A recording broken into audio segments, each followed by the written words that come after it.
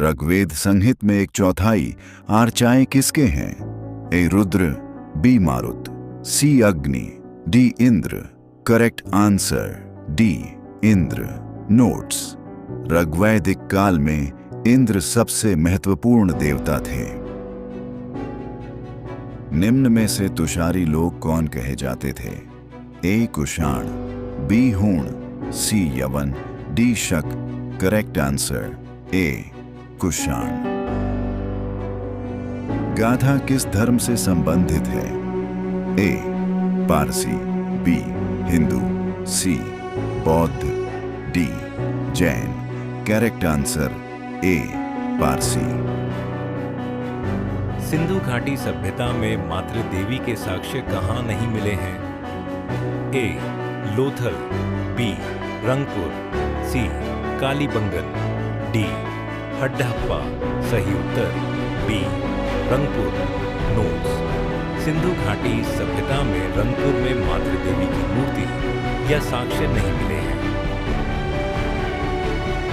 किस काल में शून्य और दशमलव प्रणाली की खोज की गई? ए गुप्त काल में, बी मौर्य काल में, सी वैदिक काल में, डी मौर्योत्तर काल में। करेक्ट आंसर गुप्त काल में। नोट्स: गुप्त काल के दौरान आर्यभट्ट ने शून्य का आविष्कार किया और वराहमिहिर ने दशमलव प्रणाली की खोज की। गुप्त काल को स्वर्ण युग कहा गया जाता है। इस काल में अनेक वैज्ञानिक और चिकित्सकीय खोज हुई। महाबलीपुरम किस वंश का बंदरगाह था?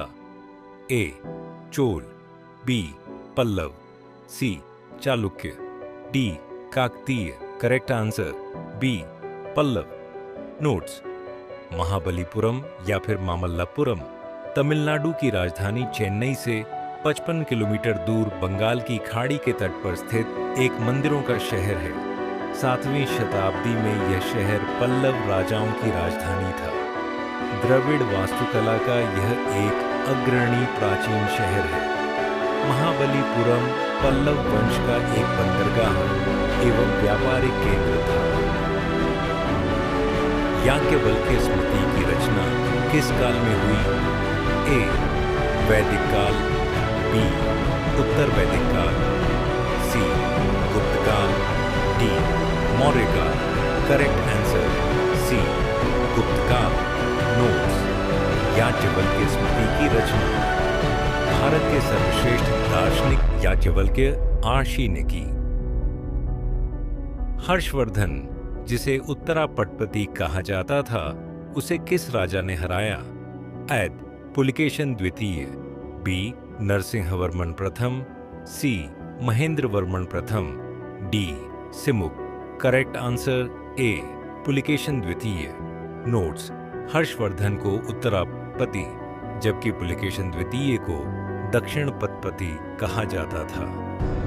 पुलिकेशन द्वितीय वातापी के चालुक्य वंश का राजा था। पुलिकेशन द्वितीय ने हर्षवर्धन को 619 से 20 ई में हराया था। कुषाण वंश का राजा कनिष्क किस धर्म का राजा था? A Hindu, B Jain, C Mahayana, D ईसाई। Correct answer C Mahayana.